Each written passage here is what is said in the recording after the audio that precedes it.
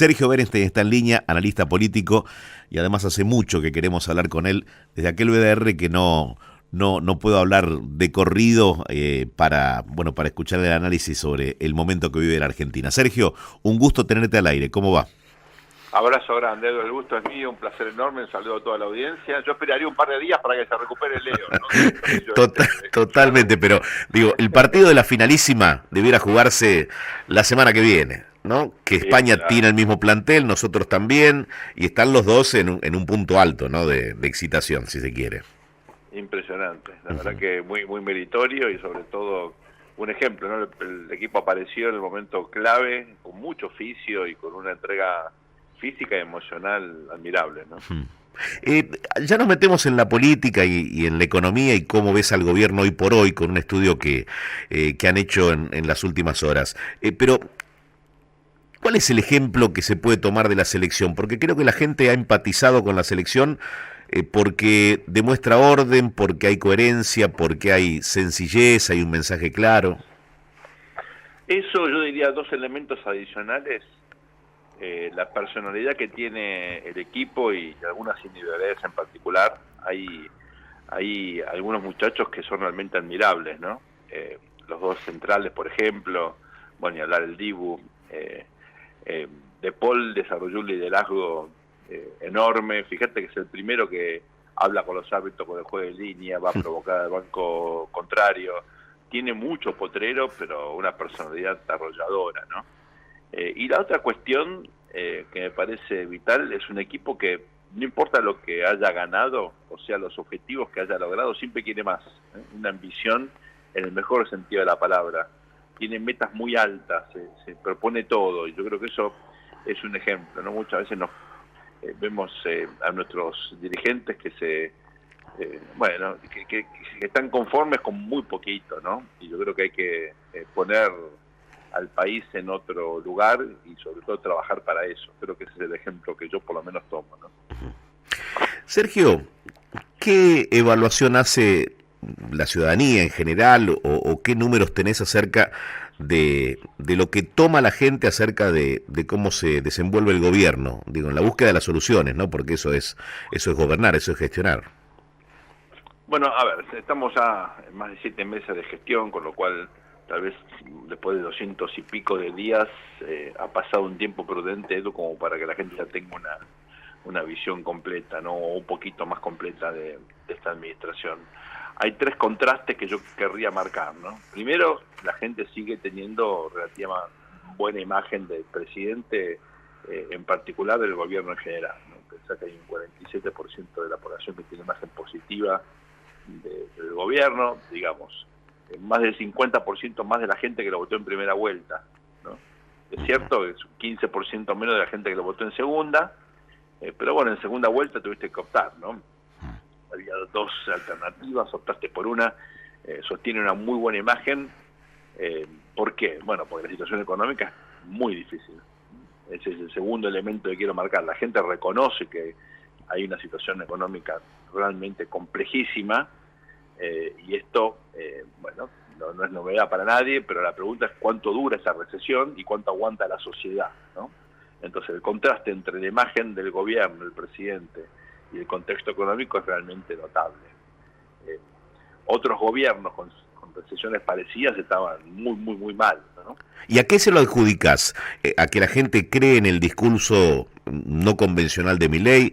¿Le creen todavía al presidente? Porque el fin de semana me decía un repartidor, un delivery, me decía, vos sabés que creo en el presidente, creo en que nos va a llevar a buen puerto, que va a ser exitoso el plan, aunque me haya partido con los impuestos y demás, ¿no? Claro. Todo el mundo tiene dificultades para pagar las cuentas, pero dice, sigo creyendo. ¿A qué se lo adjudicas vos?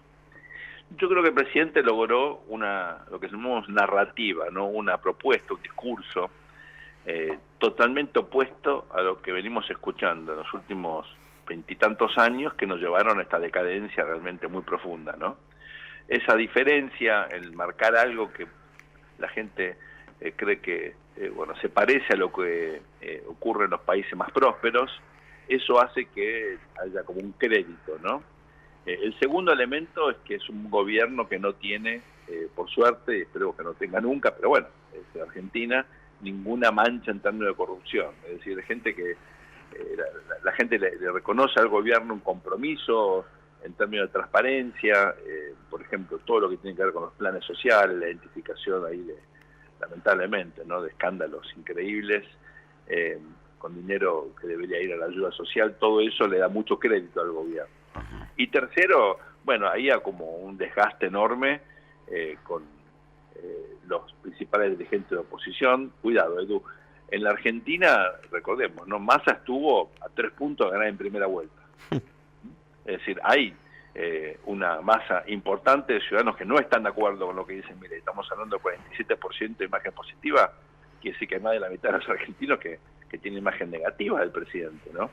Pero el contraste de toda esa gente, la que tiene imagen positiva, con las ideas, si querés, entre comillas, viejas, es muy fuerte, ¿no? Entonces, yo creo que ahí hay también un motivo por el cual hay un crédito o hay una esperanza, ¿no? Lo que pasa es que de a poquito estamos viendo un cambio, y esto quiero ser prudente porque es algo, si querés, que se nota muy de forma inicial. Hay un poquito de ansiedad, ¿no? Bueno, ¿y cuándo vamos a ver los resultados de todo esto, ¿no? Porque en el medio, bueno, te sube el dólar y los precios suben menos que antes, pero siguen subiendo, y el ingreso no te alcanza. Hay situaciones extremas, como las que pasan los jubilados, por ejemplo, porque el superávit financiero, que es algo muy meritorio que logró el gobierno, bueno, eso se logró en buena medida con el sacrificio de los jubilados, ¿no? Es decir, Sergio, perdón, el elemento ansiedad vos lo empezás a ver ahora un poco más claramente, es decir, la gente te empieza a decir, mirá que yo conservo la ilusión, pero en cualquier momento te saco el apoyo si no empiezo a ver resultados positivos. Claro, es decir, yo hago un sacrificio, pero bueno, espero ver resultados. Es como cuando haces régimen, Edu. Si no ves resultados, es decir, bueno, ¿y para qué hago todo el sacrificio? ¿No? Si no bajo de peso.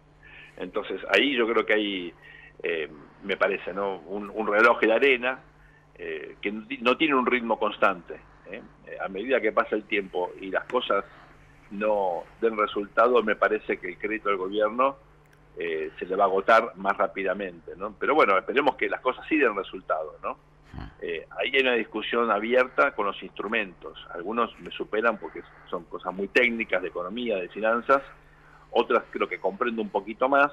Me parece que ese es un debate importante. El gobierno está un poquito cerrado, el presidente está rodeado de gente, bueno, que lo apoya y está muy bien eso, pero a veces uno piensa que debería tal vez salir un poquitito de su encierro, escuchar a otras fuentes, gente que quiere que le vaya bien, pero debate, creo yo, de manera honesta, los instrumentos que le está utilizando para lograr los objetivos con los cuales concuerdan, ¿no? Ahí creo que hay algo que tal vez el presidente debería tal vez tener una postura un poquito más flexible.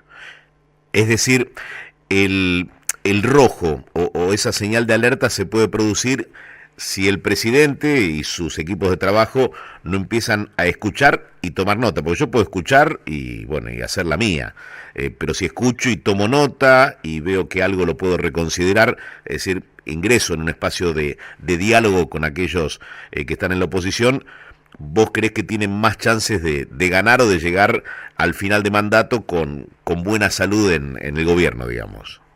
Yo creo que tenés un problema siempre en la Argentina, Edu, y es que la gente se enamora de lo que hace rápidamente, ¿no? A veces porque le va bien, pero lo curioso es cuando te enamorás y no te va bien, ¿no? Claro. Cristina estaba enamorada de lo que hacía y los resultados eran desastrosos, pero bueno, mentían la inflación y mentían los índices y creaban una realidad paralela con la inseguridad, con la pobreza. Con Milei, bueno, Macri hablaba del segundo semestre, ¿no?, de los brotes verdes, que eran imaginarios, lamentablemente, ¿no? Y acá corremos el riesgo de que se enamoren de logros que no son menores. Por ejemplo, he logrado la desaceleración de la inflación.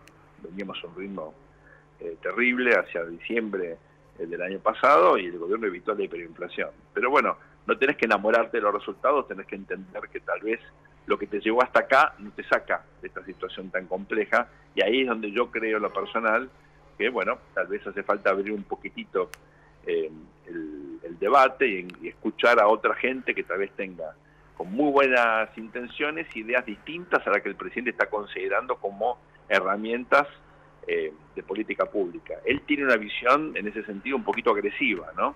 A los que lo critican o por ahí proponen algo distinto, los agrede, los llama econochantas o cosas por el estilo. Me parece un lenguaje no apropiado y en todo caso aprovecharía lo que ocurrió este fin de semana tan lamentable en Estados Unidos para tomar la reacción del sistema político. Fíjate que todos llamaron a bajar un cambio, a bajar la intensidad del debate, a respetar al otro.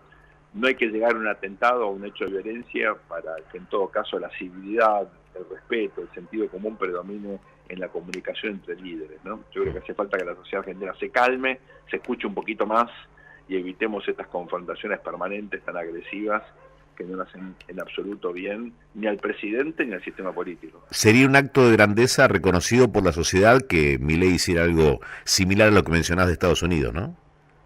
Yo creo que sí, ¿no?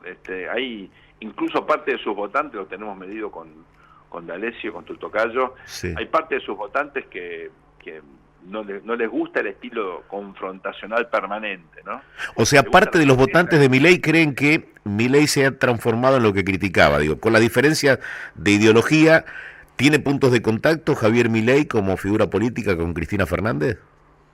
Tiene en el sentido de este lenguaje a veces demasiado duro, demasiado confrontativo y del relativo aislamiento, ¿no? Fíjate que el presidente aparece un poquito aislado de la sociedad, del resto del sistema político. Recién ahora, por ejemplo, tiene contactos más fluidos y más habituales con gobernadores. Por eso me pareció importante lo del pacto de mayo. O más que por ahí es una lista de deseos, ¿no? Veremos ahora cómo se instrumenta. Pero el hecho de que se junte la clase política, de que él reciba a los líderes es importante. Él no puede delegar esa tarea. Es muy importante que los gobernadores, sobre todo, tengan acceso al presidente para, en todo caso, justamente, ¿no? Que él se entere de primera mano lo que está pasando en las provincias. Bien. Sergio, siempre es interesante escucharte, hablar con vos. Muchísimas gracias por este tiempo para Millennium. Espero no hablar con vos cuando Argentina levante otra copa, no que sea antes, no sé, cuando River levante una copa, cuando Banfield sea campeón. Bueno, ustedes tienen que ahí procesar nada más y nada menos que la salida de un héroe para Banfield, ¿no? Ahí está. Sergio, muchísimas gracias. Te mando un fuerte abrazo. Un saludo a toda la audiencia. Hasta pronto. Muchas gracias. Sergio Berenstein, analista